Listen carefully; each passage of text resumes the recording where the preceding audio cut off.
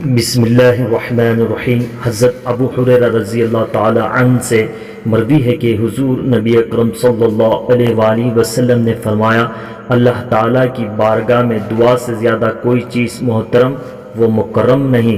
حضرت ابو ہریرہ رضی اللہ تعالیٰ عنہ سے دوسری روایت ہے کہ حضور نبی اکرم صلی اللہ علیہ وآلہ وسلم نے فرمایا، جس کو پسند ہو کہ اللہ تعالیٰ مشکلات اور تکالیف کے وقت اس کی دعا قبول کرے، وہ خوشحالی کے اوقات میں زیادہ سے زیادہ دعا کیا کرے۔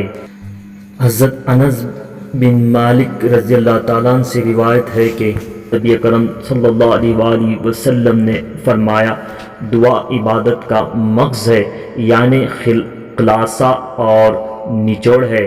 حضرت سلمان رضی اللہ تعالیٰ عنہ سے روایت ہے کہ حضور نبی اکرم صلی اللہ علیہ وآلہ وسلم نے فرمایا، دعا کے علاوہ کوئی چیز تقدیر کو رد نہیں کر سکتی، اور نیکی کے علاوہ کوئی چیز عمر میں اضافہ نہیں کر سکتی۔